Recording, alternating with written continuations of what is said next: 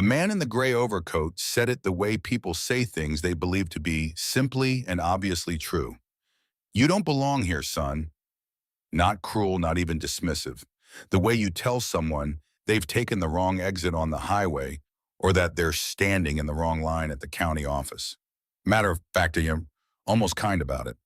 He was looking at Nathan Briggs the way a person looks at something that is out of place but doesn't know it yet. Nathan was 14 years old. He was standing on the stone steps of the Gillespie County Courthouse in Fredericksburg, Texas, on a cold Thursday morning in late February, wearing the same canvas work jacket he wore to feed cattle every morning before school. He was holding a gas station coffee he hadn't touched because his stomach was too tight to want it. He was the youngest person in the crowd by at least 20 years, and he looked exactly like what he was, a farm kid, slightly underdressed for a public occasion, slightly too still for his age, carrying something in his expression that boys his age do not usually carry. He looked at the man in the gray overcoat. "I know," Nathan said, and he stayed exactly where he was. The Briggs farm sits in the hill country of central Texas, about 12 miles north of Fredericksburg, in a fold of limestone and cedar and live oak that locals call the Upper Draw. Not because there is a draw exactly, the word is imprecise, and the people who use it have always known that, but because the land dips and rises in a particular way that catches the morning fog off the creek and holds it low until nearly 10 o'clock. And on certain mornings in fall and winter, the farm appears to float above its own ground, half submerged in white, separate from the rest of the world, in the way that places sometimes feel when the weather conspires to make them feel that way. 340 acres total. Limestone upland pasture on the high ground, where the cedar grows thick between the outcrops and the grass, comes in sparse but good in a wet year. Creek bottom hay meadows along the lower fields, where the black soil is richer and darker, and the coastal Bermuda grows thick from May through September if the rains cooperate. A cedar post barn with a corrugated tin roof that Harlan Briggs built in 1963 with the help of 4 neighboring families over a long August weekend, the kind of community effort that people in Gillespie County still mention decades later, when the subject of what neighbors used to do for each other came up at the feed store or after church. A white limestone farmhouse with a deep covered porch and a kitchen window that looked out over the near pasture and had been the first thing visible from the lane every single morning for 60 years. Harlan Briggs started with 80 acres. He bought them in 1961 with money he had saved from 7 years working roughneck on oil rigs outside of Odessa. Hard, dangerous work in the Permian Basin. Heat work that left marks on a man's hands and his back and his disposition toward patience. Because roughnecking teaches you that the only thing you can control is how hard you work and how carefully you pay attention. He combined that savings with a loan from a Fredericksburg banker named Gerald Morse, who shook hands on the deal before either man picked up a pen, which Harlan considered the correct order of operations. You establish trust first. The paperwork was just the record of the trust. That was how Harlan Briggs understood business, and it was how he conducted himself for the rest of his life. He ran a small cow-calf operation from the beginning. Black Angus, good genetics, quiet temperament, cattle that worked with you rather than against you if you treated them with any kind of consistency. He cut hay in summer, fixed what broke before it broke worse, and did not replace what could still be repaired, because replacement cost money and repair cost time, and time was something a man could generate more of through discipline in a way that money could not always be generated through anything. Over 40 years, he added to the original 80 acres the way patient people add to things a little at a time when the finances aligned with the opportunity and not before. A 40-acre parcel from a neighbor who was relocating to San Antonio in 1969, tired of the drought cycles and ready for something different. 60 acres of ridge ground from an estate sale in 1981 land that came with good cedar post fence lines already built and a water well that needed the pump replaced but was otherwise sound. Another 120 acres along the creek bottom in 1994 when his operation had grown large enough that the additional hay ground would pay for itself within 5 years, which it did. By the time Harlan passed the farm to his son Roy in 2003, it was 340 acres and every acre of it was paid for. Harlan was proud of that, not loudly, not in the way some men announce their accomplishments because they need to hear them acknowledged. It was a quieter pride than that, heavier and more settled, the particular pride of a man who built something over decades through patience and discipline and the refusal to cut corners, and who understands that this kind of building is its own reward because the thing you build is solid in a way that quickly built things are not. He carried it in his chest rather than in his words. The people who knew him understood what it meant without being told. Roy Briggs had his father's hands and his father's approach to the land. He had grown up on the farm, learned its rhythms before he could articulate what a rhythm was understood by the time he was 10 years old, that a farm is not a static thing, but a living system that requires constant attention and constant small corrections. He did not change things for the sake of changing them. He ran the same breed of cattle his father had run, Black Angus, same genetic lines, same preference for cattle that moved calmly and gained weight efficiently. He cut the same fields maintained, the same fence lines kept the barn painted against the weather and the fences tight against the cattle. For most of his adult life, this had been enough. Not comfortable, not prosperous in any way that would make a man complacent, but enough. The farm produced what it produced, the work was done, the payments were made, and the land was there in the morning when you went out to feed and there in the evening when you came in from the last check of the day. Then came the loan.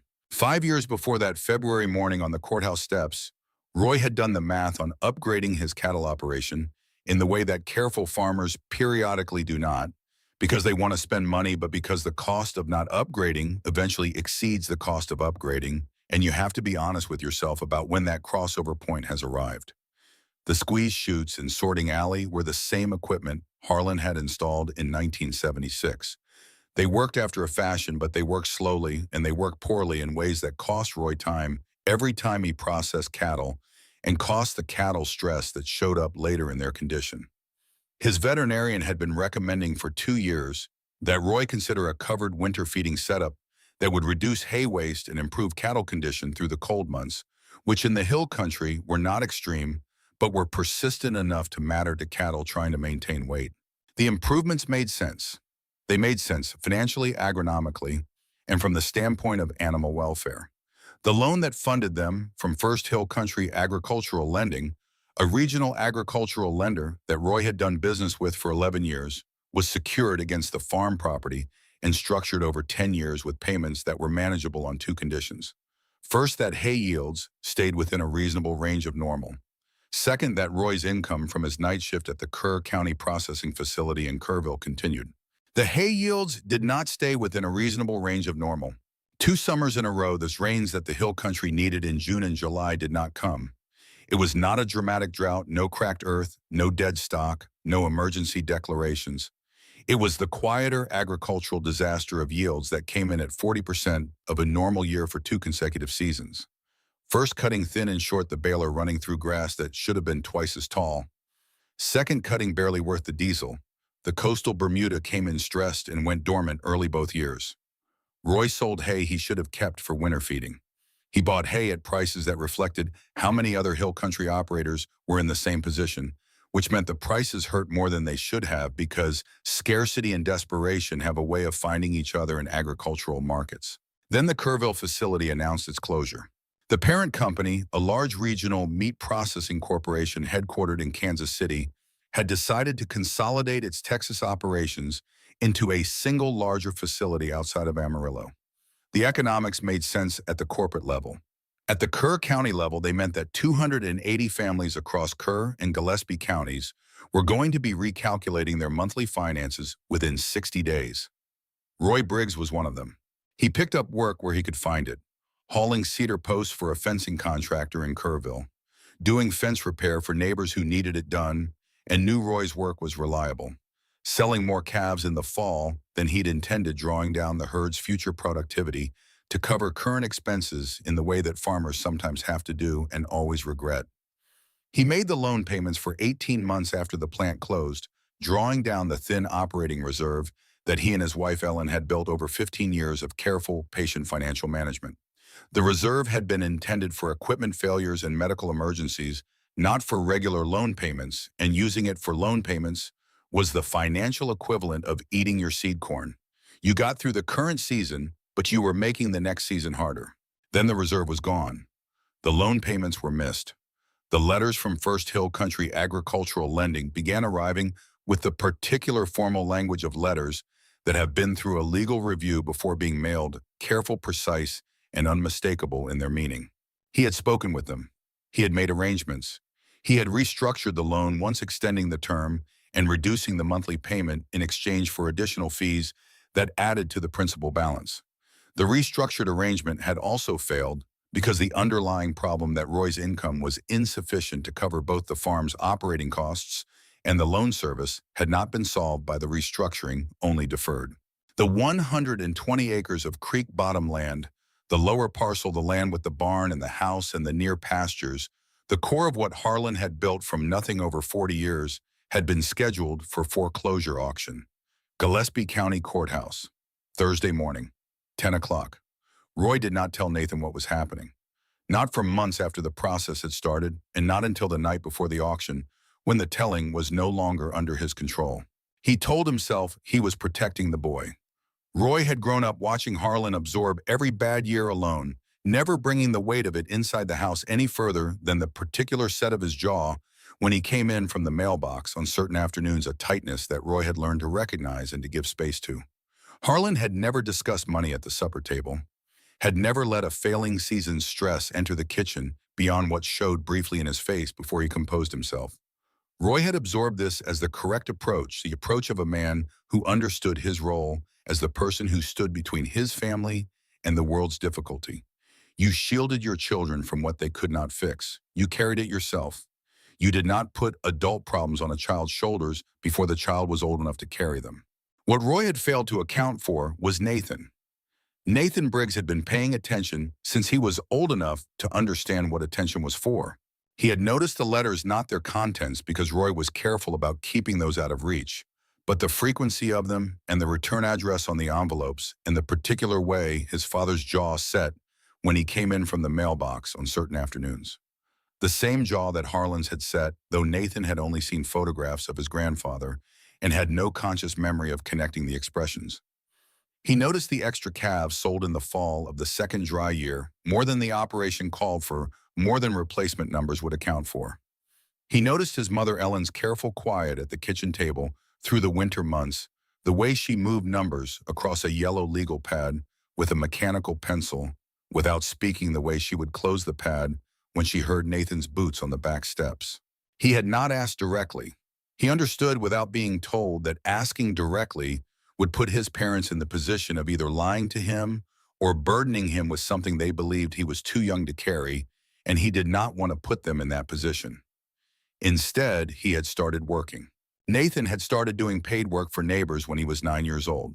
This requires understanding. In its proper context, he was not a child who had been given a work ethic as an assignment, who had been told that chores build character and had responded by doing chores in exchange for praise. He had started working because he had looked at the farm, the thing his grandfather built over 40 years, with roughneck money and patience. The thing his father maintained with the same hands, in the same approach, the ground beneath his family's feet, in every sense that phrase can carry. And he had understood with the wordless clarity that children sometimes possess before the world teaches them to distrust their instincts, that it was in trouble, and that he was not too young to do something about it, even if what he could do was small. He started the way he started everything, small and with what was immediately available. Mrs. Hester Crane lived a mile and a half down the county road and was 71 years old at the time Nathan first knocked on her door with a proposition. She was a widow who kept a large kitchen garden, tomatoes, peppers, squash, green beans, okra, sweet corn, and 2 long rows along the south fence that she was no longer fully able to manage alone. Her knees had begun the long decline that gardening knees make, and there were mornings when the bending and the kneeling that the garden required were more than she could ask of herself. She was beginning to let parts of it go, which bothered her in a deep way that people who have kept a garden for 40 years understand. Nathan knocked on her back door on a Saturday morning in early June and asked if she needed help in the garden and if she would be willing to pay him for it. He said $4 an hour, which was what he thought was a reasonable number for a 9-year-old. Hester Crane looked at him for a moment and said yes to both questions, and she paid him $5 an hour because she thought $4 was not enough for genuine work done properly. He saved every dollar. He opened a savings account at the First National Bank of Fredericksburg, the kind of account they had for children. Then with a small paper passbook that the teller stamped with a date and a balance every time you made a deposit. No fees, minimum balance of $10, a small illustration of a piggy bank on the cover. He put money into it every time he earned any, which in that first summer was 3 or 4 times a month. The number in the passbook grew slowly, and he watched it grow because watching it was what he had available to him. The watching itself was a form of action, a way of taking the anxiety he felt about the farm and converting it into something that felt at least like forward motion. At 10, he added the produce stand. He built it himself from cedar boards salvaged from a pile behind the barn that Harlan had left years earlier for a project that never materialized. He used a handsaw and nails from a coffee can in the workshop and a level that had belonged to his grandfather, and that still had a small piece of masking tape on it with Harlan written in faded marker. He painted a sign on a piece of cedar board with red barn paint, Briggs Stand Fresh Produce, Honest Prices, and he set it up at the end of the lane where the gravel met the county road, and he stocked it with tomatoes and peppers from Mrs. Crane's surplus, which she gave him in exchange for his continued work in her garden, and with sweet corn from 2 long rows his mother had let him plant in the garden plot behind the barn. He staffed the stand himself on summer mornings, sitting in a lawn chair under the cedar tree from 7 until the heat set in around 10, making change from a metal box his mother had given him, writing down every transaction in a small spiral notebook he kept in his jacket pocket. He learned very quickly that people who stop at a roadside produce, stand in the Texas Hill Country, are almost always going to buy something, and that they will pay a fair price for something good, and that they will come back if you are there when you say you will be there. At 11, he walked to the Decker place. Walt Decker farmed 240 acres about 2 miles northeast of the Briggs place on a section of limestone upland that sat higher than most of the surrounding farms and caught more wind and less moisture than the creek bottom ground below it, which meant it was harder land to farm and required more patience and more attention to work profitably. Walt had farmed it alone since his wife Margaret died 6 years earlier at 65 of a heart attack that came without warning on a Tuesday morning in October. His 2 sons had moved away years before the older one, Daniel, to Dallas for a career in commercial real estate. The younger one, Marcus, to Oregon, where he worked in the wine industry. They called regularly and visited at Christmas and in the summer, but they were not there for the daily work of the farm, and Walt had reached the point in his life where the daily work of the farm was more than one man could fully keep up with. The fences were the most visible evidence of this. Walt's fence lines had been excellent once tight wire straight, cedar post proper corner construction. They were still functional mostly, but they had the slightly ragged quality that comes from deferred maintenance from years of patching rather than replacing from a man doing what he could with the hours available to him.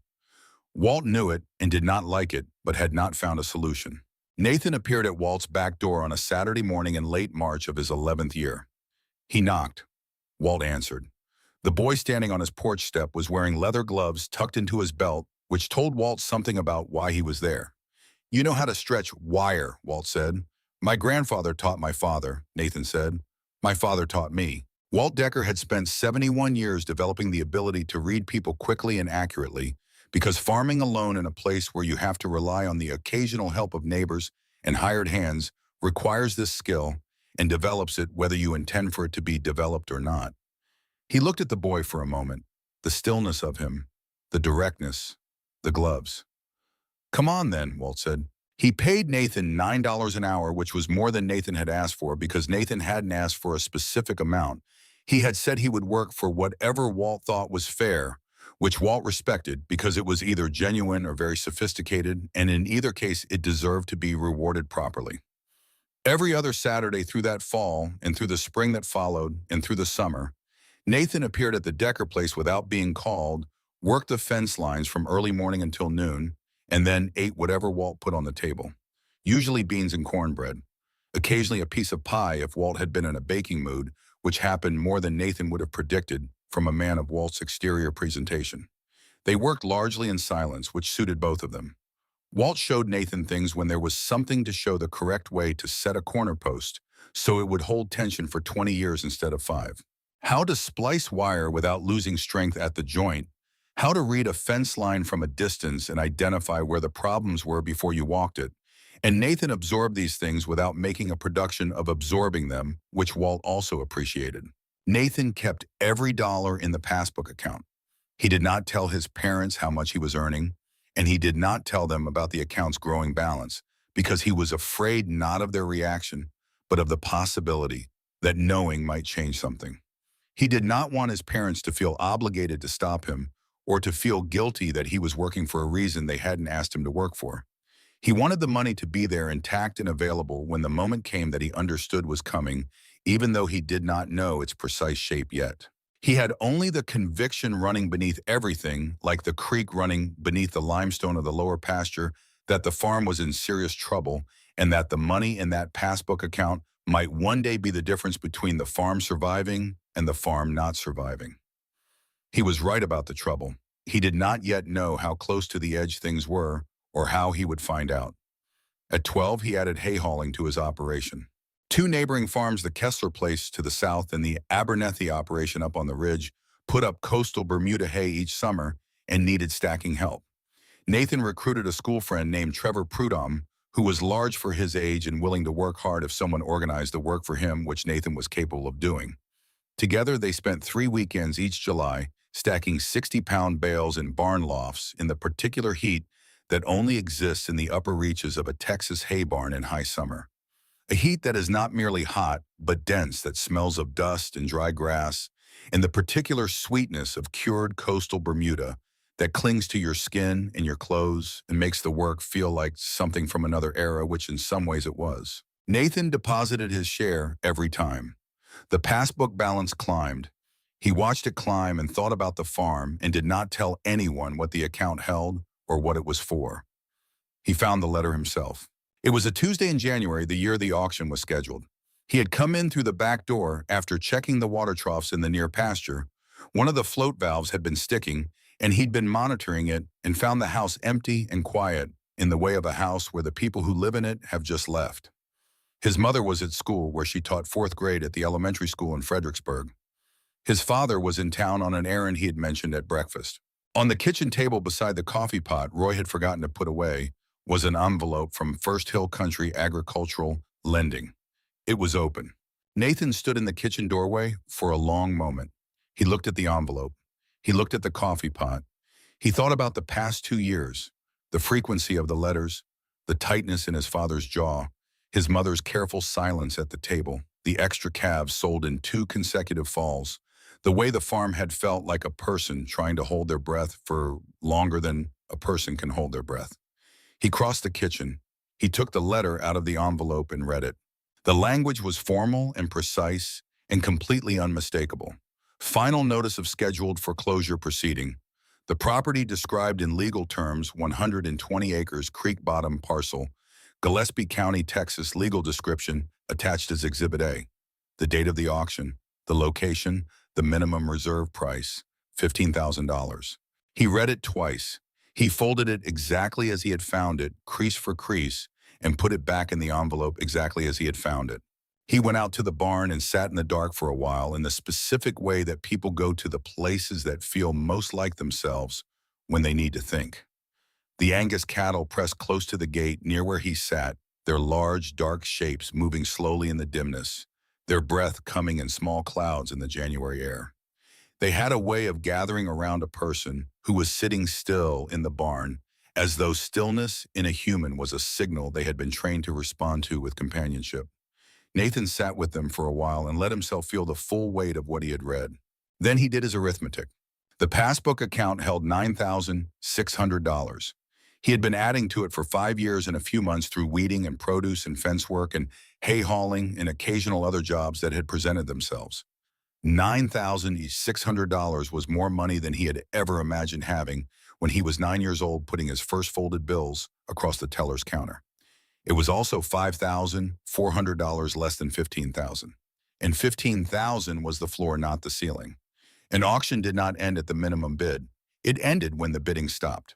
He sat with this for a while longer. Then he went inside and called his mother at school. He asked her to come home early if she could. He said it was important.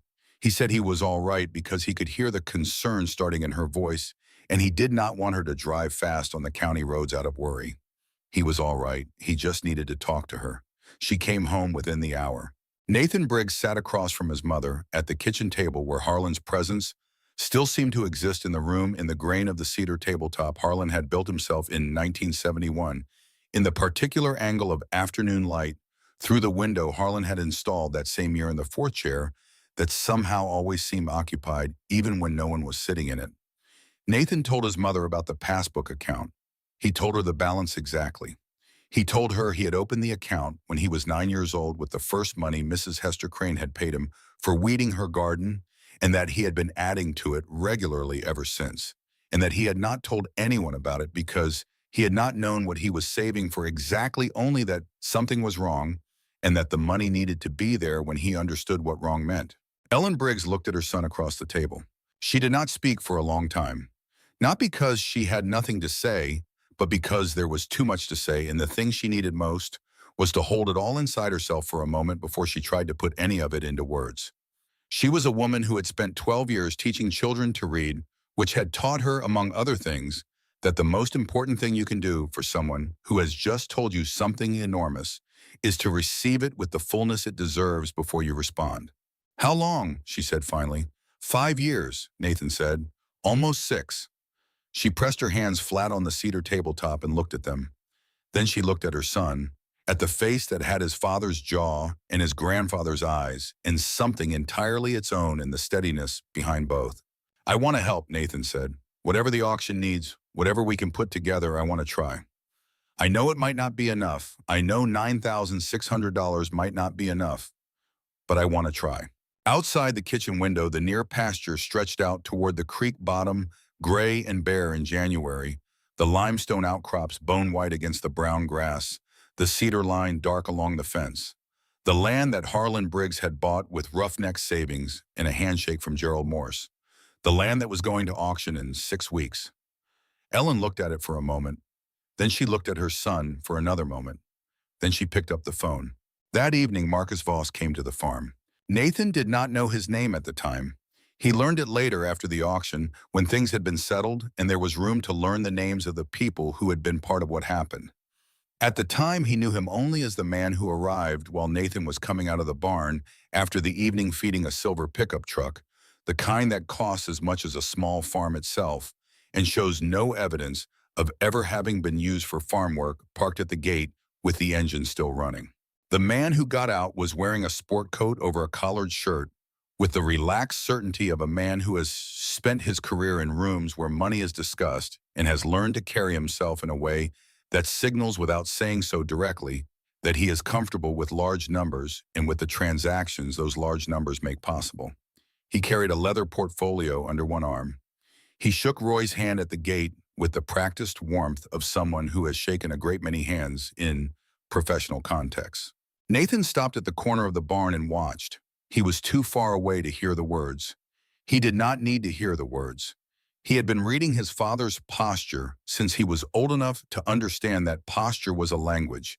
And what Roy Briggs's posture was saying now, standing at the gate with his arms at his sides and his shoulders carrying a particular weight, was that he was listening to something he did not want to hear, but felt compelled to hear to the end. At one point, Roy turned and looked at the barn, at the house, at the near pasture. The slow, measuring look of a man who is being asked to calculate the value of things he has never wanted to put a number on. Nathan watched his father's shoulders. He watched for the particular thing he was afraid of seeing, the slight settling, the almost imperceptible release of a certain kind of resistance. He saw it. Roy Briggs, who had carried the weight of the failing farm alone for 2 years out of love and out of pride and out of the fierce conviction that it was his to carry, had reached the point where alone could no longer hold the weight. And the man at the gate was offering him a way to put it down. Not a good way, not the way Roy wanted, but a way that would end the carrying, and there are moments in a man's life when ending the carrying feels like the only thing left. Nathan went inside. He sat at the kitchen table in the dark kitchen, in the chair where he always sat, and he waited. Roy came in through the back door 20 minutes later. He pulled off his boots at the door, hung his hat on the peg above the boot rack, turned on the kitchen light, and found his son sitting at the table, looking at him with an expression that Roy recognized, the expression of a person who has seen something and is waiting to talk about it with the patience of someone who understands that the person they are waiting for needs a moment to collect themselves first. Roy sat down across from his son. He was quiet. "Who was that?" Nathan said. "Developer," Roy said. "Out of San Antonio. Wants to buy the lower parcel." Before the auction, Roy looked at him carefully. "You read the letter?" "Yes," a long silence. Roy put his hands on the table. Large hands deeply creased, permanently stained in the particular way of hands that have worked with wire and cedar and engine grease for 30 years. He looked at them as though they might tell him something. "He's offering enough to cover the loan balance and leave a small amount beyond that," Roy said. "We'd keep the upper parcel, the ridge pastures." "Not the barn," Nathan said. "No." "Not the house." "No." "Not the creek bottom, not the hay ground, not the near pastures." Roy said nothing. "Not what grandfather built," Nathan said. Not with anger, with the quiet precision of someone stating something that needs to be stated. The kitchen was very still. Through the window above the sink, Nathan could see the first stars appearing over the ridge line in the east, cold and clear, in the way that stars are clear on dry February nights in the hill country when the air has no moisture in it to soften anything. "I have $9,600, Nathan said, "in the bank in Fredericksburg. I've been saving it since I was 9 years old because I knew something was wrong, and I didn't know what else to do." Roy Briggs looked at his son across the kitchen table. He did not speak. He did not move. He just looked at the boy sitting across from him. This boy who wore his grandfather's steadiness in his eyes and his own father's jaw in his face, who had been saving money in secret for 5 years out of a love for a piece of ground, who had understood at 9 years old what Roy had tried to protect him from understanding, and he felt something shift deep in his chest in the way that large settled things shift when the ground beneath them moves. He did not know yet what to do with what his son had just told him, but he sat there in the kitchen that Harlan built at the table Harlan built, and he did not leave. Roy's first word was no. He said it the next morning at breakfast before Ellen had come downstairs in the quiet of the kitchen that existed briefly each day between the time Roy got up and the time the rest of the house came to life. He said it not loudly, not angrily, but with a finality that was in some ways harder to argue with than anger would have been. The finality of a man who has decided something and organized his reasoning around the decision so that the decision and the reasoning feel like the same thing. "You're not spending your money on this, Nathan." Nathan had been expecting this. He had spent most of the night expecting it. He had his response ready, not as a rehearsed argument, but as a simple statement of the truth as he understood it. "It's not spending. It's not a conversation I'm going to have," Roy said. He stood from the table. He carried his coffee to the sink and stood there with his back to the room. "You save that money for yourself, for something that's yours to decide, college, a vehicle, land of your own someday. Not for this. This is what I saved it for." Nathan kept his voice even. He had spent 5 years learning to keep his voice even when he needed it to be. "I didn't know exactly what I was saving for. I just knew something was wrong. I knew it when I was 9 years old and I couldn't explain it and I couldn't ask about it, so I did the only thing I could think of, which was save. And now I know what it was for." Roy turned from the sink. He looked at his son. "A 9-year-old child shouldn't have to know that," he said. "Maybe not," Nathan said, "but I did, and the knowing didn't hurt me. The not knowing what to do with the knowing would have hurt me. The saving helped." Roy was quiet for a long moment. "I can handle this," he said finally. The words of a man who no longer fully believed them, but had not yet found a way to stop saying them. "I know you believe that," Nathan said, "but the auction is in 30 days. Roy went to bed that night having said nothing further about the account or the money or the auction, which Nathan understood was not agreement, but was also not the same as refusal. It was the silence of a man who is processing something that is too large and too complicated and too mixed up with his sense of himself to resolve quickly. Nathan gave it the space it needed. Ellen Briggs moved while the silence was doing its work. She was not a woman who asked for things easily. She had grown up in a family that did not ask for things easily, in a community that regarded self-sufficiency as something close to a moral position, not because the people in it were cold or uncaring, but because everyone lived close enough to the edge that there was a real ethical weight to the question of when you added your difficulty to someone else's load. You did not do it lightly. You did not do it unless the cause was serious enough to justify the imposition. But she had a son who had saved $9,600 over nearly 6 years by the time he was 14 years old. She had a farm that was going to auction in 30 days. She had watched her husband stand at the gate with a developer and nearly say yes to the end of everything Harlan built. And she had been a fourth-grade teacher for 12 years, which had taught her, among many other things, that sometimes the most important thing you can do is make the call you have been hesitating to make. She made 3 calls on 3 different evenings while Roy was out checking the cattle or repairing fence in the quiet of the farmhouse kitchen with the yellow legal pad and the mechanical pencil and the careful arithmetic of a woman who understood exactly what she was assembling and why. The first call was to Earl Pruitt. Earl Pruitt had ranched the next valley over for 38 years. He was 63 years old, built like the livestock he ran, with a handshake that was a physical event, and a directness of manner that some people found abrupt, and that others who had grown up with men like him understood as his own form of respect. He did not waste your time with pleasantries because he assumed you valued your time as he valued his. He had known Roy Briggs since they were both in their 20s, had helped Roy and Ellen move in when they took over the farm from Harlan, had been in the barn the winter. Roy's best bull tore up his shoulder on a gate latch and needed help getting the animal stabilized until the veterinarian arrived.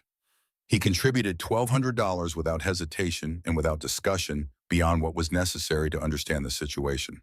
You'll pay it back if you can, and you won't if you can't, Earl said. Either way is fine by me. The second call was to the Delmores. Jim and Susan Delmore farmed a small operation in the draw south of town, mostly goats and a kitchen garden big enough to sell at the farmer's market in Fredericksburg on Saturdays. Their daughter Kelsey had ridden the school bus with Nathan since first grade. They had bought produce from Nathan's roadside stand every summer for 4 years, tomatoes and peppers, in early summer sweet corn when it came in late season squash, and green beans in August. Susan Delmore cried a little on the phone, which she apologized for. Ellen told her there was nothing to apologize for. They contributed $1,100, which was more than they could easily afford, and which both of them knew and which neither of them mentioned. The third call was to Carol Ashworth. Carol Ashworth was 67 years old, recently retired from 31 years of teaching middle school English in Comfort, and lived alone in a small limestone house on the edge of town with a large library and 2 cats and a vegetable garden. She tended with the same precision she had brought to grading student essays. She had no connection to agriculture, no personal experience of farming, no particular knowledge of cattle or land values or foreclosure auctions. She and Ellen had met at a church potluck 3 years earlier and had discovered over paper plates of casserole and potato salad that they had both taught school and both read Marilyn Robinson and both thought very carefully about the difference between the things you said you meant and the things you actually meant.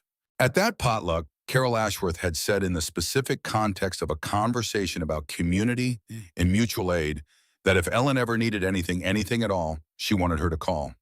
She had said it with the particular sincerity of someone who does not say things like that lightly and means it precisely because they don't say it lightly. Ellen called her. Carol Ashworth listened to the full situation. She asked 3 clarifying questions. Then she said she would contribute $1,500, and she said she was glad Ellen had called, and she said she hoped it helped. Roy did not know about any of the calls. On a Thursday evening while Roy was at a neighbor's farm doing a fence repair job, Ellen and Nathan sat at the kitchen table and did the arithmetic together on the yellow legal pad. Passbook account, $9,600. Earl Pruitt, $1,200. The Delmores, $1,100. Carol Ashworth, $1,500. Combined contributions, $3,800. Ellen and Roy's joint checking account money. Ellen had not told Roy she was planning to use and had not asked him about because she knew with complete certainty what his answer would be, and she had decided that this was one of the times in a marriage when you act and explain afterward. $3,000. Total $16,400. Nathan wrote the number on the pad and sat with it. The auction minimum was $15,000, $1,400 above the floor. He exhaled a long, slow breath, the kind your body produces when you have been holding tension for weeks and something finally gives enough to allow it. That gets us to the table, Ellen said. It doesn't win, Nathan said. He was not being negative. He was being precise, and Ellen understood the distinction. No, she said. It doesn't win, but it gets us there. And sometimes getting there is the thing. She took the legal pad and counted the bills in the certified checks from the joint account and assembled everything into a manila envelope, and she wrote the total in pencil in the lower right corner of the envelope, and she sealed it. Roy found the envelope the night before the auction. He had been out late checking the water tank on the upper ridge. The float valve that had been sticking for a week had finally failed completely, and he'd had to replace it in the dark with a flashlight and parts from the workshop. The kind of farm emergency that chooses the worst possible timing with the reliability of something that has been specifically designed to do so. He came in through the back door at 9:30, tired and cold, and smelling of the particular combination of mud and metal and cold air that late-night outdoor mechanical repairs produce. The kitchen light was on. The envelope was on the table. Ellen was standing in the doorway to the hall, her arms crossed, watching him the way you watch someone when you need to see their full reaction to something. Roy stopped. He set his flashlight on the counter. He looked at the envelope. He looked at Ellen's handwriting on the front and the number she had written in pencil in the lower corner. He picked it up. He held it for a moment. He set it back down. "You called the Pruitts," he said. "Yes." "The Delmores." "Yes." A pause. "Carol Ashworth." Something complicated moved through his voice when he said the name, not anger exactly, but the specific discomfort of a proud man confronting the reality that someone who barely knows him has given him money. "Ellen, she doesn't even, we've met her twice." "She meant it when she said to call," Ellen said. "People who say that and mean it want to be called." Roy was quiet. He looked at the envelope on the table. He looked at the number written in the corner. "I can't take their money," he said. "It isn't yours to take or refuse." Ellen's voice was careful and firm in the way that it became when she had thought something through completely and was certain of her position. "It's not your money and it's not your decision. Nathan earned the starting point. The rest came because people looked at what a 14-year-old boy has been doing for 5 years and decided it deserved to be honored. That's their choice to make, not yours." "He's 14 years old." Roy's voice was getting flat in the way it got when he was holding something down that needed to stay down. "He shouldn't be the one carrying this." "Roy." Ellen uncrossed her arms. She came to the table. She stood across from him. "He has been carrying it since he was 9 years old. Not because you asked him to, not because anyone asked him to, because he looked at this farm and he looked at you and he understood that something was wrong, and he did the only thing he could think of, which was work and save and show up every Saturday on Walt Decker's fence lines, every summer morning at the end of our lane with a cedar sign and a cash box. He did that. You didn't put that on him. He picked it up himself." Roy put his hands on the table. He looked at them. "I was supposed to handle this," he said. "You tried," Ellen said. "You tried for 2 years alone. You tried the way your father tried things quietly without asking for help carrying it yourself. And it wasn't enough, and that is not a failure of character. That is a circumstance. The plant closed, the rain didn't come. Those things happened to you, and they are not a reflection of who you are." Roy stood very still at the table for a long time. The kitchen clock ticked. Outside somewhere on the ridge, a coyote called and was answered by another. "I can't go tomorrow," he said. Ellen waited. "I can't stand on those steps and watch someone else bid on what my father built." His voice had gone very quiet, the quietness that lives just below the point where composure breaks. "I've been imagining it for weeks. I can't make myself do it." Ellen looked at her husband, the man she had been married to for 18 years, the man who had worked this land with the same hands and the same discipline his father had worked it with, and who had been beaten by things that were not his fault, and who was standing in his kitchen in the late-night quiet, holding himself together by will alone. "Then stay," she said. "Stay here with the farm. Nathan and I will go." The morning was cold. February in the Texas Hill Country does not have the brutal cold of the northern states. It is a different kind of cold, drier and sharper, the kind that comes off the limestone and finds the gaps in your jacket and settles in your shoulders and does not warm until mid-morning when the sun has been at work for a few hours. The sky was the particular gray of a sky that has not yet decided what it intends to do with the day, low and flat and non-committal. Nathan was up at 5. He went to the barn in the dark and moved through the morning feeding with the practiced efficiency of someone who has done the same sequence of tasks so many times that the body does them while the mind is elsewhere. The Black Angus moved toward the feed bunk in their calm, certain way, shouldering into their places along the fence, their breath clouding in the cold air. The barn held its particular warmth, the warmth that living things generate even in cold places, a warmth that has a smell to it, sweet hay and cattle and cedar, that Nathan associated with every morning of his life on this farm. He told himself he would feed these cattle again tomorrow. He told himself this deliberately as a statement of intention rather than prediction, because intention was what he had available to him. Roy was on the porch when Nathan came out of the barn. He had not slept or had slept very little.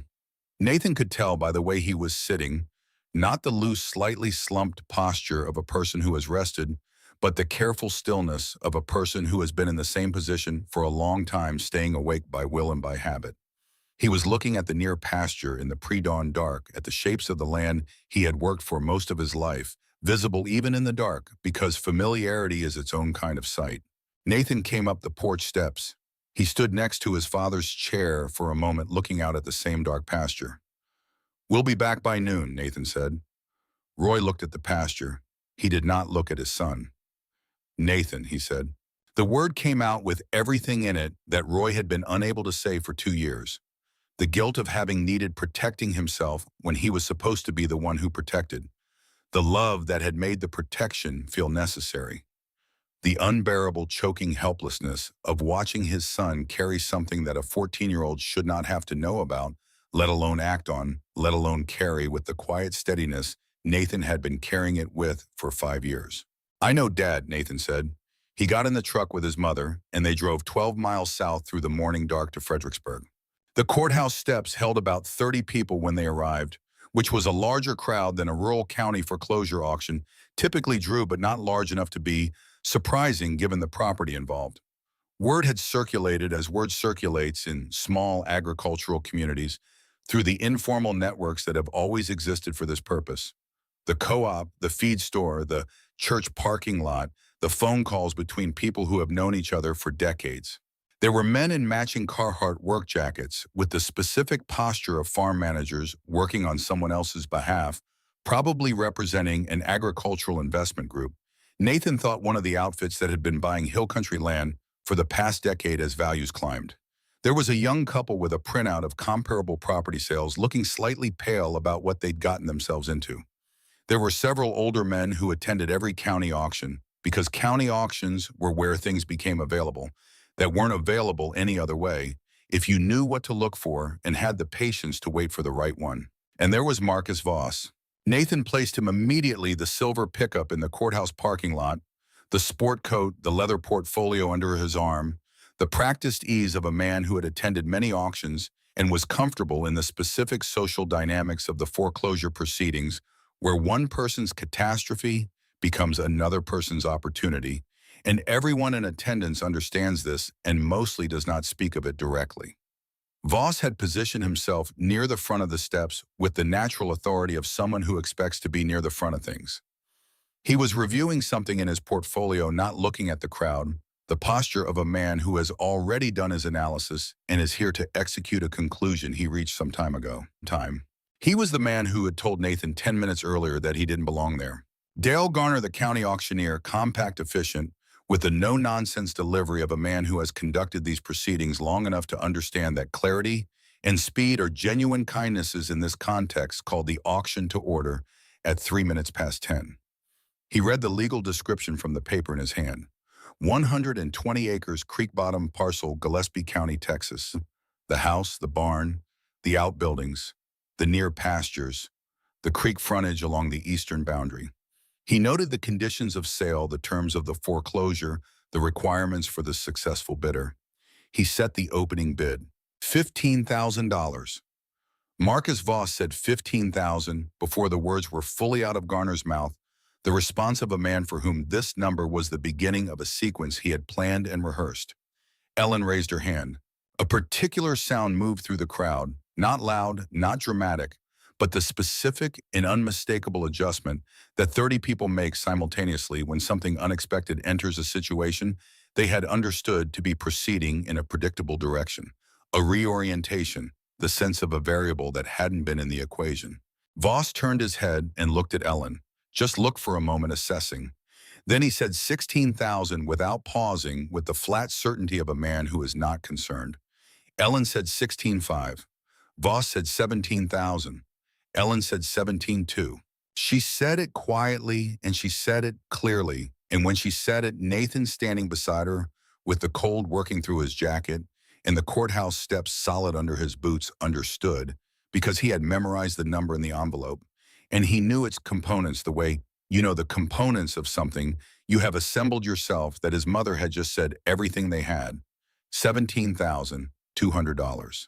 Every dollar Nathan had saved across 5 years of weeding Mrs. Crane's garden and staffing the produce stand and working Walt Decker's fence lines and stacking hay in July barn lofts.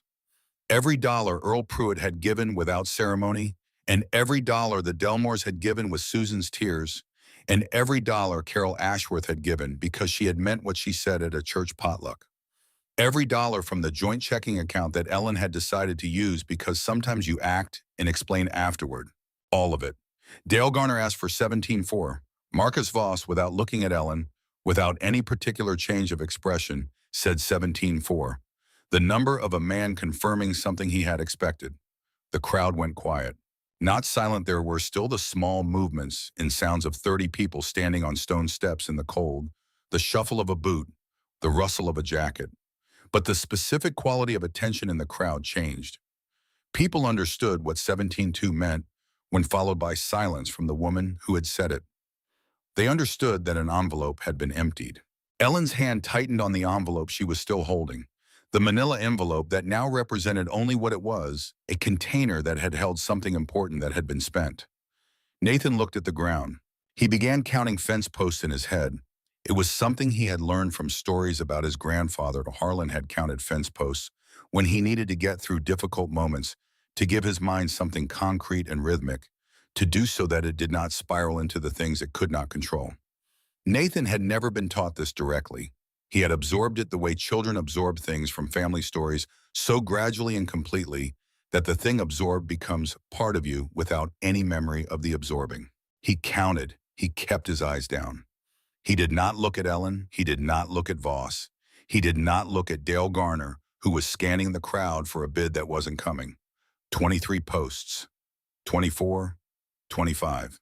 And then from the very back of the courthouse steps, from a man who had arrived sometime after Nathan and Ellen and had positioned himself at the far edge of the crowd near the railing, in the specific way of a man who knows how to stand in a public place without occupying it in a way that draws notice, a voice said with exactly the volume required for the words to reach Dale Garner, and no more 17,500. Nathan stopped counting. He turned. Walt Decker was standing at the back of the crowd. He was wearing his old felt hat, the brown one with the sweat-stained band, the one he wore for any outdoor occasion that wasn't church, in his work coat, and his hands were in his coat pockets, in the posture of a man who is standing outside in the cold and is comfortable with it. He was looking straight ahead at Dale Garner. He did not look at Nathan. From this angle and in this context, he looked like a man who had stopped on his way somewhere else and decided to stay a few minutes. Marcus Voss turned to look at him. Dale Garner acknowledged the bid and asked for 17,700. Voss said 17,700. Walt said 18,000.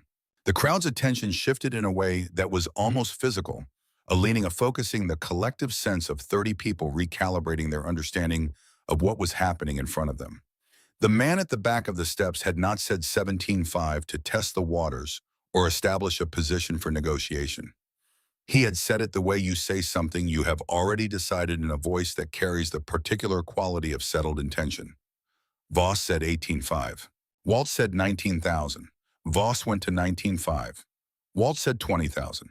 Marcus Voss looked at Walt Decker for a long moment. He was doing calculations, the same calculations developers always do, at the point where an auction exceeds their model's projections. The mathematics of comparable sales against subdivision, potential against carrying costs, against margin at various entry prices, all of it running fast and automatic behind his eyes. He was finding the number where the land stopped making financial sense for what he wanted to do with it. He had found it. He closed his leather portfolio with a sound that was quieter than it felt. He said nothing. Dale Garner scanned the crowd. Do I have 2,200? No one moved. Any bid at 2,200? The crowd was still. He raised his gavel. Sold, he said, to the gentleman at the back, $20,000. The gavel came down. Nathan heard it. He had been tracking every number and every counterbid with the complete attention of someone for whom each one carried the weight of years. He understood exactly what had happened. He understood who the man in the felt hat was. He had spent every other Saturday for 3 years on that man's fence lines, had eaten lunch at that man's table, had learned from that man's hands in that man's patient demonstration, things about wire and cedar and corner posts and the specific kind of attention that fence work requires that he would carry for the rest of his life. He understood that Walt Decker had just bought the Briggs family's Creek Bottom home parcel, the house, the barn, the near pastures, the hay ground along the creek, all of it for $20,000 at a Gillespie County foreclosure auction on a cold February morning. He understood this. What he did not yet understand was what Walt intended to do with it. That understanding came later in the cab of an old pickup truck in the courthouse parking lot on a morning when the sky was beginning tentatively to decide on something that might become winter sun. Ellen found Walt Decker at the base of the courthouse steps as the crowd dispersed. He was making his way toward the parking lot with the unhurried deliberateness of a man who has already done what he came to do and has no reason to rush the moment after it. She said his name, and he stopped and turned, and he looked at her and at Nathan beside her with the same direct, unhurried attention he brought to everything. "Walt," she said. Her voice was doing the thing it did when it was holding more than it could comfortably carry, the careful compression of a person keeping something intact by the effort of precision. "Let me sign the papers first," Walt said. "Then we'll talk." He said it without explanation. Ellen nodded. They waited on the courthouse steps while Walt went inside to complete the legal requirements of his purchase, and Nathan stood in the February cold with his hands in his jacket pockets and looked at the limestone face of the building and thought about everything that had happened in the past hour and what it meant and what it did not yet mean. Walt came out 15 minutes later. He came down the steps and looked at Nathan and said, "Come on then," in the same voice he had used on a Saturday morning 3 years ago when Nathan showed up at his back door with leather gloves on his belt and nothing to offer but willingness. They walked to the parking lot. Walt's truck was parked in the back corner, the old gray Ford 3/4 ton that had 240,000 miles on it, in a bed that looked like it had been used for everything that a ranch truck gets used for over 30 years of honest work. The cab smelled of cedar and work gloves and the faint sweetness of the pipe Walt had given up smoking 3 years ago on his doctor's orders, but which had left its memory in the upholstery. A pair of old leather work gloves sat on the dashboard in the particular shape that gloves take when they have been worn by the same hands for long enough. They got in, Walt behind the wheel, Ellen in the middle, Nathan against the passenger door, and Walt sat for a moment looking through the windshield at the courthouse at the limestone steps, where 40 minutes ago a boy in a canvas work jacket had been told by a man in a gray overcoat that he didn't belong. Then Walt explained. He explained in the way he explained most things economically, precisely with the minimum number of words required to be fully understood, and not one more. He did not use the additional words that people sometimes use when they are explaining a large generosity, the words that soften the gift, by contextualizing it within the giver's own need or history or emotional state. He just said what he was going to do.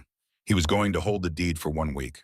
After 1 week, he was going to transfer the deed to Nathan Roy Briggs in Nathan's name in a legal trust that would hold the property on Nathan's behalf until Nathan's 18th birthday, at which point the deed would transfer to Nathan free and clear of any conditions. There was one condition during the trust period, 2 Saturdays a month at the Decker place on the fence lines, until Nathan turned 18. Not as payment, Walt said. He was direct about this, and he said it with the precision of a man who understood that the distinction mattered. The farm was not being sold to Nathan, and the Saturdays were not the purchase price. The farm was being given to Nathan. The Saturdays were something else. Then why, Ellen said. Walt, you spent $20,000. You could have... I could have done a lot of things, Walt said. He looked at the courthouse again. Let me tell you what I know. He was quiet for a moment, gathering the words in the way he gathered things without hurry, with the patience of a man who does not feel compelled to fill silence with sound.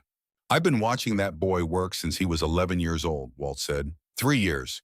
He showed up the first time without being called and without a specific number in mind for what he should be paid, which told me something about why he was there. He came back every other Saturday, regardless of weather, and regardless of whatever else was going on in his life that I never knew about and that he never mentioned. He never asked for more money. He never did the thing that boys his age sometimes do when they think no one is watching, where they cut a corner or rush a post or run the wire a little loose because tight takes longer and no one will notice for a while. A pause. I noticed. I was watching. He looked at his hands on the steering wheel. Hands that were old now in the way of hands that have done the same physical work for 50 years, deeply lined strong in the tendons carrying in their surface the history of everything they had done. A piece of land like that needs somebody who loves it enough to save for it since he was 9, Walt said. That kind of love for a place is not common. Most people understand land as a transaction, something you buy and sell and profit from. This boy understands it as something else, something you belong to maybe. Something that belongs to you in a way that has nothing to do with a deed. He paused. I didn't want to see it go to someone who'd run a subdivision road through the creek bottom and put up 40 houses with river views, because that man couldn't tell the difference between a piece of land and an inventory item. Ellen looked at him. She was holding herself very still. He needs to learn the rest of it, Walt said. The things that Harlan Briggs knew and that Roy Briggs knows, and that don't get written down in any agricultural extension publication or any ranch management textbook. How to read weather coming off the ridge before the forecast knows it's coming. How to tell when a cow is off her feed a day before she shows it in any visible way. How to fix a pump seal at midnight in January with cold hands and bad light and still get it right the first time because you don't have the option of getting it wrong. How to make a decision about a fence line by reading the land instead of the survey map. Another pause. There's nobody left to teach him those things but me. And I'm 71 years old. I'm not getting any younger. 2 Saturdays a month is how we use the time we have. He seemed to search for the right word for what the arrangement was. It's not charity, he said. It's a continuation. The Saturday sessions keep going. What changes is what they're for. Ellen Briggs looked at Walt Decker for a long moment in the cab of his old truck in the Gillespie County Courthouse parking lot, with the winter sun beginning to break through the gray sky outside and laying pale gold light across the dashboard and the old leather work gloves in the man's weathered face. Thank you, she said. She said it simply without elaboration because the elaboration would have reduced it. Walt nodded once. He started the truck. Get home, he said. Roy's been alone with this long enough. They drove back through the hill country in the strengthening winter morning, the limestone outcrops catching the low sunlight and the cedar dark against it, and the creek visible in brief silver flashes where the road crossed above it. Nathan sat against the passenger door and watched the land go by and thought about what Walt had said and what it meant and what he was going to do with what it meant. He thought about his grandfather who had bought 80 acres in 1961 with roughneck savings and a handshake, who had added to those 80 acres patiently for 40 years, a parcel at a time when the finances and the opportunity aligned, who had built the barn with 4 neighboring families over a long August weekend, and who had considered the handshake the important part, and the paperwork only the record of it. He thought about how Harlan had passed all of this to Roy, not just as property, but as a way of being on property. The patience, the consistency, the refusal to cut corners, the understanding that a farm is a living thing that requires your full attention, or it begins slowly and then quickly to come apart. He thought about how Roy had tried to carry all of that alone for 2 years out of the same pride that had made Harlan who he was, and how it had nearly not been enough, and how in the end it had not been one person's effort that saved the farm, but a set of overlapping small actions by a 14-year-old boy and a retired school teacher, and a family who bought produce on summer mornings, and a widowed farmer in a felt hat who had been watching without appearing to watch. He thought about the man in the gray overcoat. He thought about what the man had meant and what he had gotten right and what he had gotten completely wrong. Roy was on the porch when they came up the lane. He was sitting in the cedar rocker that had been on the porch since Harlan's time, the one that was slightly too small for Roy's frame, but that he used anyway because it was the chair that had always been there. He was holding a coffee mug in both hands, and he had the look of a man who has been sitting in one place for hours, not resting but waiting, and who has arrived at some understanding during the waiting that he has not yet had the opportunity to test against the world. He looked at Ellen when she got out of the truck. She looked back at him with something in her face that was answer enough to the question he hadn't asked. He closed his eyes for a moment. Nathan got out and walked up to the porch steps. He stopped at the bottom of them, looking up at his father. "The farm's still here, Dad," Nathan said. Roy opened his eyes and looked at his son standing at the bottom of the porch steps in the canvas work jacket, still holding the gas station coffee he had never touched in the winter morning light. He looked at him for a long moment. "Tell me," Roy said. Nathan climbed the steps. He sat down on the porch railing across from his father's chair. And he told his father everything in the same clear, unhurried way that he had learned to tell things from the same man who had just spent $20,000 in a county auction to prevent a piece of ground from becoming someone else's inventory. He told Roy about the letter in January, about the arithmetic he'd done in the barn, about the phone call to Ellen, about the envelope, about the auction, the bidding the crowd Voss in his portfolio and his ceiling and his departure, about Walt at the back of the steps with his hands in his coat pockets and his felt hat and his voice that was exactly as loud as it needed to be, about the conversation in the truck, about what Walt had said and what it meant. Roy Briggs listened to all of it without speaking. He held his coffee mug in both hands and he watched his son's face while his son talked the way you watch something you are trying to memorize. When Nathan finished, Roy was quiet for a long time. Ellen had come up onto the porch during the telling and was standing near the door, and the three of them were together in the thin winter sunlight, with the near pasture visible beyond the railing, and the barn beyond the pasture, and the cedar ridge beyond the barn, the farm in its full February state, brown and bare, and utterly familiar. 2 Saturdays a month, Roy said finally. "Until I'm 18, Nathan said. Roy looked at the near pasture. "Walt Decker taught me how to set a corner post when I was 22 years old," Roy said. "First spring I was running the place myself. I'd watched Harlan do it 100 times. I thought I knew. Walt showed me 3 things I was doing wrong that would have had that post failing within 5 years. He paused. "He's a good teacher." "I know," Nathan said. Roy set his coffee mug down on the porch railing beside Nathan. He looked at his son. He looked at him with the full, unguarded attention of a man who has stopped trying to manage what he is feeling and is simply feeling it. "You were 9 years old," Roy said. "Yes." "You started saving when you were 9 years old." "Yes." Roy put his hands over his face. He sat in Harlan's cedar rocker with his large work-scarred hands over his face, and he made a sound that was not quite a word. He was not a man who cried easily or often. He was a man from a line of men who had been taught by example generation by generation that endurance was the correct response to difficulty and that tears were what happened when endurance ran out. His endurance had been running on empty for 2 years. It was done now. He was not crying for the farm. He was not crying for the auction or the loan or the 2 years of grinding through something that had been too heavy for one person to carry alone. He was crying for his son, for the 9-year-old boy who had looked at a farm in trouble and understood it and had not been told how to respond and had responded anyway correctly with the instinct of someone who loves a place enough to act without instructions. For the 5 years of Saturday mornings, in produce stand mornings, in hayloft afternoons, in passbook deposits, in the conviction carried without complaint that the money would matter when the time came. For the fact that the time had come. Nathan reached across and put his hand on his father's arm. He did not say anything because there was nothing that needed saying. They sat there together on the porch in the winter sun, the three of them with the near pasture running out toward the creek bottom, and the barn standing the way it had stood since 1963, and the land spread out around them in the particular silence of land that has been worked and is resting. In the morning, Nathan would go out and feed the cattle, the same barn, the same morning routine. He would do it again the morning after that. That was the plan. That had always been the plan. He just hadn't always been certain the plan would hold. Now he was certain. The deed transfer was completed the following Monday. Walt Decker's attorney filed the necessary documents at the Gillespie County Courthouse.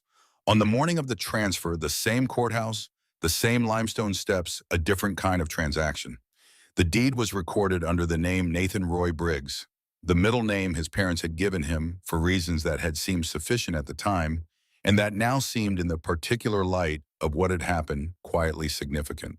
The name appeared on the official record of a 120-acre piece of the Texas Hill Country in a fold of limestone and cedar called the Upper Draw, which had been built by a man named Harlan Briggs, using roughneck wages and a handshake, and 40 years of patient, disciplined work. Nathan was 14 years old. He owned 120 acres. He owned them because he had paid attention at 9 years old when no one told him to pay attention, and had understood something before anyone explained it to him, and had done the only thing he could think of in response, which was work and save and show up and keep showing up without knowing whether it would matter. He owned them because Earl Pruitt had contributed $1,200 in the same spirit in which he would pull a neighbor's truck out of a bar ditch quietly without ceremony, because it was what you did. Because Jim and Susan Delmore had given $1,100 they could not entirely afford, because they had bought produce from a 10-year-old's roadside stand every summer for 4 years and understood what that stand represented. Because Carol Ashworth, a retired school teacher from Comfort, who had never set foot on the Briggs farm and who knew the Briggs family only through Ellen, had given $1,500 because she had meant it when she said to call and meaning things when you say them as a discipline and a choice.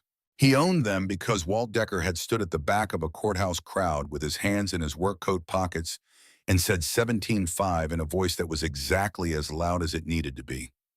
Because Harlan Briggs had built something worth saving. And because the boy who understood that it was worth saving had been paying attention since he was old enough to understand what attention was for, and had not stopped paying attention when it became inconvenient or discouraging or uncertain. The Saturdays with Walt continued on schedule. The first one was 4 days after the deed transfer. Nathan drove to the Decker place in the dark before school. Walt started early and always had, and they worked the south fence line from 7 until noon, replacing 4 rotted posts and restretching 2 sections of wire that had gone loose over the winter.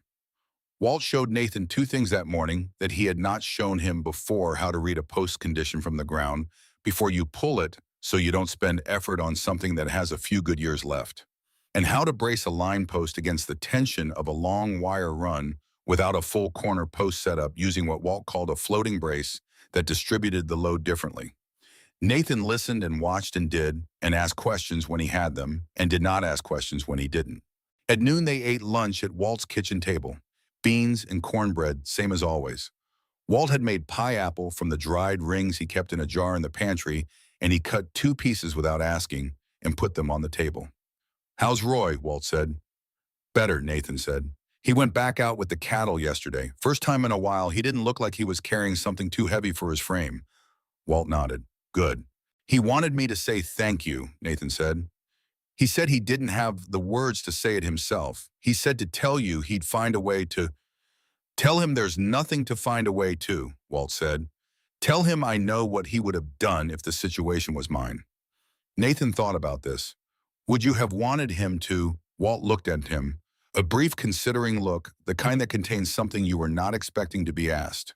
"Probably not," Walt said. "Probably I would have said no the first time and yes the second time, if I'm honest." He picked up his fork. "Pride is useful up to a point. Past that point, it's just expensive." Nathan filed this away with everything else Walt said that he intended to keep. The Saturdays became what they had always been: a pattern of work and instruction and lunch, and the occasional conversation that covered things a great deal more important than fence posts, without anyone calling attention to the fact that the conversation was important. Walt taught Nathan how to read the weather coming off the limestone ridge before the forecast knew it was coming, which in the hill country, where weather could change inside an hour, was a skill with concrete daily applications. He taught him how to assess cattle condition without a scale by the feel of certain bones in the lay of the coat and the way an animal carried herself in the morning. He taught him how to think about grass management, a long game rather than a season-to-season calculation. He taught him the things that experience makes obvious and that you cannot fully learn from a book, because books can tell you what to look for, but they cannot teach you to trust what you see. Spring came and the rains came with it, a good wet spring, the kind the hill country sometimes delivers, as though in acknowledgement of the damage the dry years cause. The coastal Bermuda came in thick and dark, and the first cutting was heavy and went into the barn well cured. Roy ran the operation with the particular focus of a man who has been given back something he was afraid he had lost and who is not going to waste the second chance. He was up early and out late, and he brought to the daily work an attention that had always been there, but that had for 2 years been partially absorbed by the anxiety of impending loss. The anxiety was gone. The attention was fully available. The farm did what farms do when the weather cooperates and the work is done well. It produced. Nathan worked alongside his father on weekdays and at the Decker place every other Saturday, and at school the days school required, and he found that the balance of these things, the physical work and the academic work and the ongoing instruction from Walt, was not a balance he needed to manage consciously because each part of it reinforced the others in ways he gradually came to understand. The patience that fence work required was the same patience that algebra required. The attention that Walt had taught him to bring to a fence line was the same attention that his English teacher required him to bring to a paragraph. The discipline of saving and not spending was the same discipline as studying rather than doing something easier. He kept adding to the passbook account, though what he was adding now was different in character from what he had added before. Before the auction, every deposit had been made in the shadow of something threatening. The money had been accumulating against a specific danger.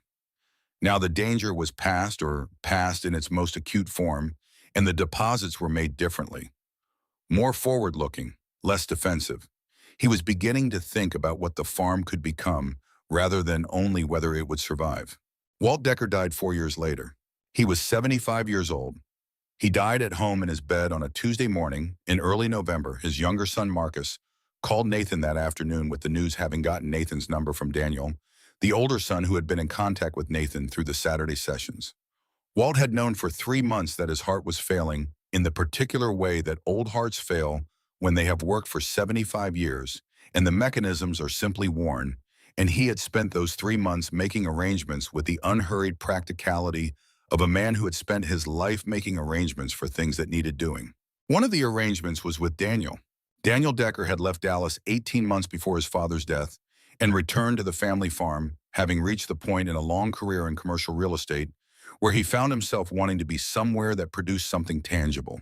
He was 51 years old and knew a good deal about land transactions and almost nothing about farming, and he had spent the 18 months learning from his father in the same way Nathan had been learning, by showing up and watching and doing and asking questions and receiving the patient instruction of a man who understood that the most important things cannot be rushed. Walt had explained to Daniel about Nathan in the Saturday sessions. He had explained what they were for and what they were not for, and he had asked Daniel to continue them.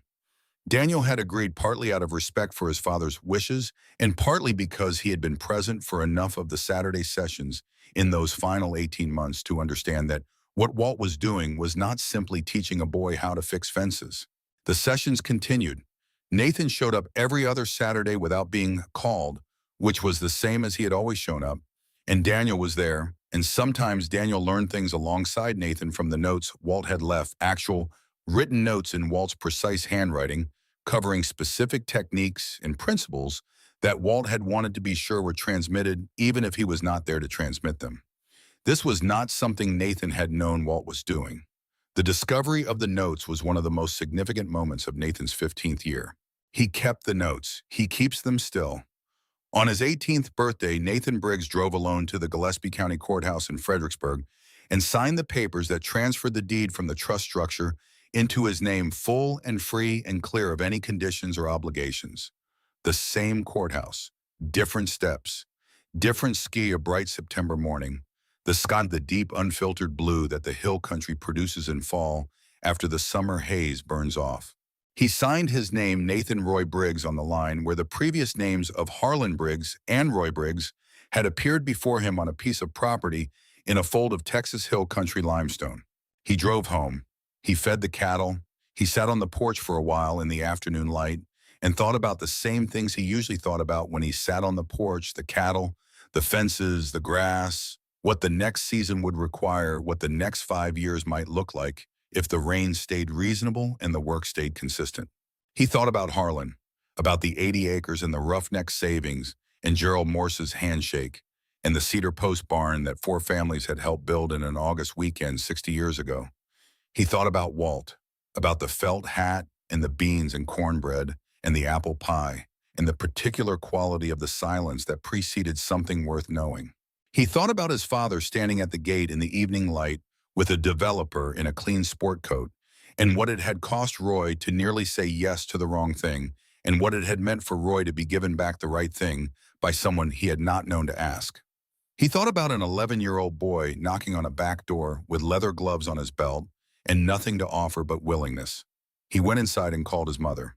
She answered before the second ring because she had been waiting in the specific way of mothers who know the exact weight of a day. "Done," she said. "Done," Nathan said. She was quiet for a moment. "Your grandfather would have been proud," she said. "I know," Nathan said. "Your father is proud," she said. "I know that too," Nathan said. "Is he out with the cattle?" "Where else?" Ellen said. Nathan smiled. "Good, he said. "That's right. Nathan Briggs is 22 years old now. He farms the 120 Creek Bottom acres with the same Black Angus cattle that Harlan Briggs ran on this land beginning in 1961. Same breed, same genetic approach. The emphasis on quiet temperament and consistent gain that his grandfather preferred and that his father maintained, and that Nathan has continued because they work, and because changing something that works for the sake of change is not a philosophy that has served this family well when they have tried it. He works nights at a logistics and distribution facility north of Fredericksburg, dispatch coordination, inventory management, the particular kind of organized attention that night work requires, and that Nathan is suited to by temperament, to fund the operating costs of the farm in the years when the farm's own income is not sufficient to cover them. This is what hill country farmers have always done when the math requires it. His grandfather did it with roughneck work in the Permian Basin. His father did it with night shifts at a processing plant. Nathan does it with logistics work north of town. The specific form changes. The principle is the same. The land requires what the land requires, and if the land alone cannot fund its own requirements, then you work somewhere else to make up the difference, and you do not resent the work because the work is what makes the land possible. He is acquiring the upper ground parcels, the limestone ridge pastures, the cedar upland, that his grandfather added to the original 80 acres over 40 years, a piece at a time, as the finances allow and as the opportunity presents itself. The Pruitt family sold their North 40 last year. Nathan bought it. It is now part of the Briggs operation again. There will be other pieces in time when the conditions are right. He has never sold an acre of what he owns. He does not intend to. The passbook savings account at the First National Bank of Fredericksburg. The account he opened when he was 9 years old, with the first money Mrs. Hester Crane paid him for weeding her kitchen garden on summer mornings. The account with the illustrated piggy bank on the paper passbook cover is still open. The deposits he makes into it now are different in purpose and different in amount. He is not saving against a threat anymore. He is saving towards something, toward the next piece of land, toward the operating reserve that a farm needs to absorb the bad years that any honest farmer knows are coming, toward whatever his operation will need that he cannot yet fully foresee. But he keeps the account open. He does not close it and open a different one, even though a different one would have better interest rates and more modern conveniences. He keeps it because it was the first thing, and first things deserve to be honored. Closing it would be a small efficiency and a large loss. Roy Briggs is still on the farm. His knees have gotten worse in the way of knees that have spent decades bending toward limestone ground in all kinds of weather. There are mornings now when he stays on the porch with his coffee while Nathan does the early feeding, not because he has stopped caring, but because his body has started to make the decision for him on the mornings when the cold is in the joints and the steps from the porch to the barn are more than is wise to ask. On good days, the mild fall days, the early spring mornings, when the temperature is forgiving, he goes out with Nathan and works whatever the work is, and they work in the way that fathers and sons work together, when they have been doing it long enough that the work is its own communication, and the words that happen alongside it are mostly incidental. They don't talk much while they work. They understand each other in the way that people understand each other when they have been doing the same things in the same places with the same purposes for years. The farm is the language. They are both fluent. Ellen Briggs retired from teaching last spring after 24 years in fourth grade classrooms. She keeps a garden now, not the small kitchen garden behind the barn, but a proper one along the south fence. Tomatoes and peppers and green beans and sweet corn in long rows, the kind of garden that requires daily attention in summer, and that she gives daily attention to. She has told the story of the auction pieces of it, the parts that are hers to tell, to exactly one person outside the family. Carol Ashworth, the retired schoolteacher from Comfort, who contributed $1,500 to a manila envelope for a boy she had never met because she had once meant what she said at a church potluck. Ellen called Carol on a Sunday afternoon in the spring after the auction and told her what the money had been part of. She told her about the passbook account and the 5 years of saving. She told her about the crowd on the courthouse steps and the bidding and Walt Decker's voice from the back of the crowd and the conversation in the truck afterward. She told her everything. Carol Ashworth was quiet for a long time on the other end of the phone. Then she cried, not briefly the way Susan Delmore had cried on the phone when Ellen called to ask for her contribution, but genuinely and without apology, the way people cry when something touches a place in them that they did not know was waiting to be touched. "I'm glad I meant it," Carol said when she could speak again. "I've said that to people before, and I've always meant it, but you never know if the call is actually going to come. I'm glad you called." "Nathan would have wanted to tell you himself," Ellen said. "I'll have him call." Nathan called Carol Ashworth the following Saturday from the Decker place during the lunch break from the fence work. He sat at Walt's kitchen table with Walt's apple pie and the phone, and he talked to Carol Ashworth for 20 minutes. He thanked her in the specific direct way he thanked people. Not elaborately, not with the performative gratitude that people sometimes use when they want the thanks itself to be impressive, but plainly and clearly, because plain and clear was how he expressed everything that actually mattered to him. Carol Ashworth told him she was glad the farm was still there. She told him she hoped he took good care of it. He told her he intended to. He has. Harlan Briggs believed in handshakes before signatures.